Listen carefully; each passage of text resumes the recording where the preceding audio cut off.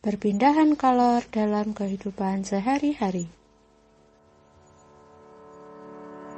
Halo semuanya, aku Lina. Setelah melihat video ini, kita akan belajar bersama tentang perpindahan kalor dalam kehidupan sehari-hari. Berikut adalah tujuan pembelajarannya. Kalor. Apa itu kalor? Kalor, atau yang sering kita kenal sebagai panas, merupakan suatu bentuk energi yang dapat berpindah dari benda yang bersuhu tinggi ke benda yang bersuhu rendah. Sedangkan perpindahan suhu panas dari benda yang bersuhu tinggi ke benda yang bersuhu rendah, inilah yang disebut dengan perpindahan kalor. Jika kalor dapat berpindah karena adanya perbedaan suhu, lalu apakah suhu itu? Suhu merupakan besaran yang menyatakan derajat panas suatu benda. Satuan suhu yang digunakan di Indonesia adalah derajat Celcius. Teman-teman tahu tidak alat yang digunakan untuk mengukur suhu? Sumber energi panas. Sumber energi panas antara lain matahari, api, dan listrik. Pada video sebelumnya, kita bisa melihat bersama jika Ibu Nuno memasak menggunakan kompor gas. Jadi, sumber panas yang digunakan Ibu Nuno adalah... Coba kamu perhatikan benda-benda berikut ini. Apakah kamu menemukan perbedaannya? Tepat sekali. Ketika benda tersebut memiliki perbedaan, perbedaannya terdapat pada wujudnya. Buku adalah salah satu benda yang berwujud padat. Air adalah salah satu benda yang berwujud cair. Sedangkan asap adalah salah satu contoh benda yang berwujud gas. Berdasarkan wujudnya, benda dibagi menjadi 3 jenis, yaitu benda padat, cair, dan gas. Benda padat merupakan benda yang memiliki bentuk serta volume yang tetap, serta dapat berubah karena perlakuan khusus, seperti dipotong, dipukul, atau disobek. Contoh benda berwujud padat antara lain rubik, batu, buku, dan lain-lain. Benda cair adalah salah satu bentuk dan wujud benda yang berupa cairan dengan sifat-sifat yang khusus dan berbeda dari benda padat dan benda gas. Contoh benda berwujud cair antara lain air, minyak, susu, dan lain-lain. Benda gas merupakan suatu bentuk serta wujud dari zat benda yang memiliki volume dan bentuk dengan kondisi berubah-ubah sesuai dengan ruangan yang ditempatinya.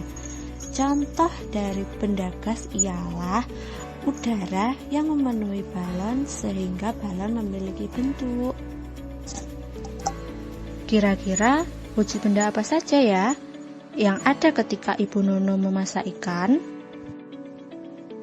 Pernahkah kamu mengamati baju yang sedang dijemur? Pernahkah kamu bayangkan bagaimana jika suatu benda mendapatkan panas secara terus-menerus? Suatu zat jika dipanaskan terus-menerus, maka zat akan mengalami perubahan wujud. Nah, perubahan wujud benda ini terbagi menjadi 6 macam loh teman-teman. 1. Membeku, yaitu benda cair berubah wujud menjadi benda padat. 2. Mencair, yaitu ketika benda padat berubah menjadi benda cair. 3. Menguap, yaitu ketika benda cair berubah menjadi benda gas. 4. Mengembun, yaitu ketika benda gas berubah menjadi benda cair. 5. Menyublim, yaitu ketika benda padat berubah menjadi benda gas. 6. Disposisi atau mengkristal, yaitu ketika benda gas berubah menjadi benda padat. Pernahkah kamu mengamati kabel-kabel yang dipasang di tiang listrik? Mengapa kabel listrik dipasang kendur ya? Kenapa tidak dipasang kencang saja? Kabel listrik dari tiang satu ke tiang yang lain dibuat kendur karena pada malam hari suhu akan turun dan menyebabkan kabel mengalami penyusutan. Saat siang hari, kabel listrik akan mengalami pembuaian. Sehingga dengan pemasangan kabel kendur ini, kabel akan menjadi tidak mudah putus. Teman-teman tahu tidak apa itu pembuaian dan penyusutan? Pada umumnya, benda yang dipanaskan suhunya akan naik. Kenaikan suhu benda umumnya juga akan diikuti pertambahan ukuran benda. Pertambahan ukuran benda inilah yang disebut dengan pembuaian. Sebaliknya, jika suhu turun, benda akan menyusut. Pembuaian dan penyusutan bisa terjadi pada logam, udara, dan air. Nah, jadi kalor tidak hanya mempengaruhi wujud benda saja ya, tetapi juga pada volume benda itu sendiri. Selain kabel listrik, pemasangan kaca jendela juga diberi celah loh. Dan pemasangan rel kereta api juga termasuk contoh benda yang mengalami pembuaian dan penyusutan. Selain 3 contoh tadi, kira-kira adakah benda lain yang mengalami pembuaian dan penyusutan karena perubahan suhu? Pada video sebelumnya, kita telah mengamati bagaimana Ibu Nunu memasak ikan. Menurutmu bagaimana bisa minyak yang tadinya dingin bisa menjadi panas? Jawabannya adalah karena perpindahan kalor. Perpindahan kalor merupakan proses perpindahan panas di antara benda-benda yang disebabkan oleh adanya perbedaan suhu, yaitu suhu panas dan suhu dingin. Proses yang terjadi pada perpindahan kalor adalah ketika suhu panas pada benda berpindah dari benda yang bersuhu tinggi ke benda yang bersuhu lebih rendah. Benda yang bersifat konduktor bisa menghantarkan panas dengan baik, contohnya seperti tembaga, besi, air, timah, dan aluminium. Sementara itu, benda yang menghantarkan panas dengan buruk disebut isolator. Contoh benda isolator antara lain plastik, kain, kayu, karet, kertas, dan ban. Proses perpindahan kalor ini dapat terjadi dengan 3 cara, yaitu perpindahan kalor konduksi, konveksi, dan radiasi.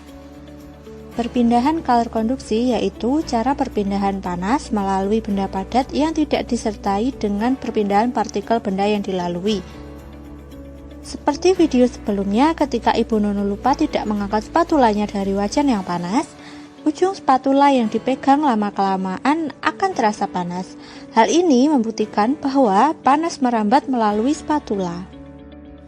Perpindahan kalor konveksi atau alami dan paksa yaitu perpindahan panas yang terjadi karena perpindahan molekul yang membawa panas.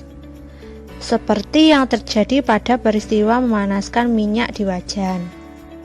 Perpindahan kalor radiasi yaitu perpindahan kalor yang terjadi tanpa zat perantara.